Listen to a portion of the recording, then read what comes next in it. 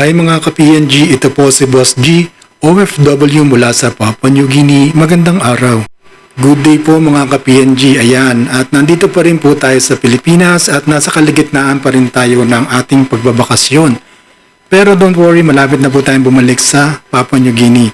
For today's video, bibili po tayo ng ref sa market. Nandito nga pala tayo ngayon sa loob ng automatic. Yan ang pangalan ng shop dito sa market. Kung dati sa Abenson tayo tumitingin ng mga appliances, sabi nila maganda raw din dito sa automatic. At dito nga natin nabili yung TV natin nung nakaraan, yun yung smart TV. Kaunti lamang po yung ating pinagpipilian. Ayan, isang model nga na nakita natin dito ay itong higher ref. Isa itong inverter type na fridge. At ang kaibahan ng inverter type versus dun sa traditional fridge ay itong inverter type continuous yung kanyang pagpapatakbo ng compressor. Ang kaibahan lamang dun sa traditional, kapag ka malamig na yung ref dun sa traditional kasi bigla na lang siyang mamamatay yung motor.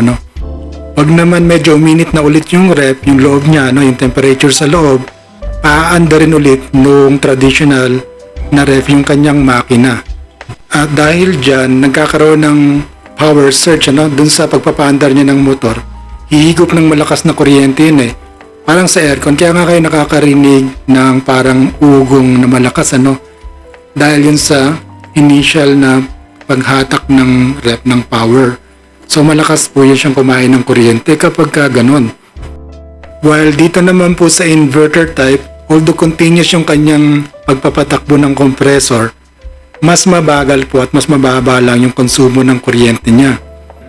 Kaya po mas mababa siyang kumonsumo ng kuryente kasi yung compressor niya medyo mabagal lang ang takbo at saka hindi maingay. Dumidepende na lang po yung speed niya. Kung bukas ka ng bukas ng ref, i-adjust din niya yung speed ng compressor. Kaya meron tayong tinatawag na variable speed engine kapag ka yung ref mo is inverter type. Ayan. Maganda nitong higher na to kasi meron siyang chiller box sa gawing taas at sa baba. Ayan. At marami siyang levels. Ito pa malaki yung kanyang space sa baba, yung storage niya dun. Next namang titingnan natin itong LG ref. At ang model ay naka-flash screen. Inverter type din ito, pero ang kaibahan niya dun kaysa sa higher na ref, meron siyang 135 volts to 290 volts. Pwedeng mag-fluctuate yung electricity nyo. Halimbawa, bumaba yung voltage ng kuryente, naging 140 for example, ayan. So, hindi masisira yung ref nyo, gagana pa rin siya. And let's say, nag-blackout, at gumamit kayo ng generator. Sometimes, hindi regulated yung power na lumalabas doon, more than 240 volts, kunwari, to 290. Hindi agad masisira yung ref nyo kasi dun sa range niya, kayang-kaya niyang i-absorb yung 290 volts na power input. Ayan. Ang isa pang kainaman ng LG ref na ito, meron siyang delay. Halimbawa, nag-blackout, tapos bumalik yung kuryente, medyo malakas yung power surge. Hindi agad siya aandar. Merong delay na like minutes bago siya umandar. So, meron siyang a few minute window, para hintayin na mag-stable yung power input bago niya paganahin yung motor niya. Ito namang Panasonic ref na to, maganda rin yung model niya. Meron siyang Econavi inverter. Inverter type din siya. Ang kaibahan lang nito, yung kanyang pagiging inverter is based through dun sa sensor. Dun sa humidity sa loob, or bukas ka ba ng bukas ng ref, ganon. So para siyang smart inverter din, and syempre yung brand niya is Panasonic. Okay din naman ito, pero parang mas nagugustuhan ko yung isa, yun sa LG, kasi marami siyang feature in place to protect the ref. At ito na nga, nabili na namin yung LG, pero ang kaibahan nito, yung binigay na model is yung latest, yung may C, ayan, sa dulo. At dahil nakakapagod ding mag-evaluate ng ref, ng mga future ng ref, pumunta nga muna kami dito sa baba, dito sa Mang Inasal. ito yung hindi pa ulit natin natatry kainin habang nagbabakasyon tayo dito sa Pilipinas. At sabi nga ni Lynn Bernardo, i-try na natin. So bumili kami ng 3 klase, no? 2 merong only rice at 1 wala. Ayan, meron pa nga kaming in-order na kasamang lumpia para masarap. At may halo-halo din, no? Ayan, parang chowking halo-halo ah.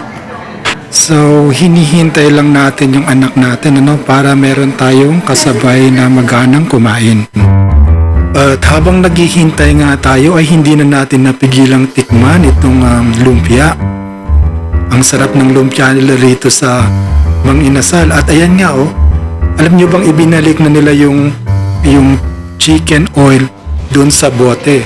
Dati, nung nakaraang bakasyon namin, nakapack lang yung chicken oil, ano? So kakaunti lang. Pero ngayon, ibinalik na ulit nila yung naka-bottle. So, pwede ka na maglagay ng maraming chicken oil dyan sa kanin mo, ano? Pasensya na nga po pala sa lahat ng nanonood at nagkamay ako dito. Masarap kasi pag nakakamay eh.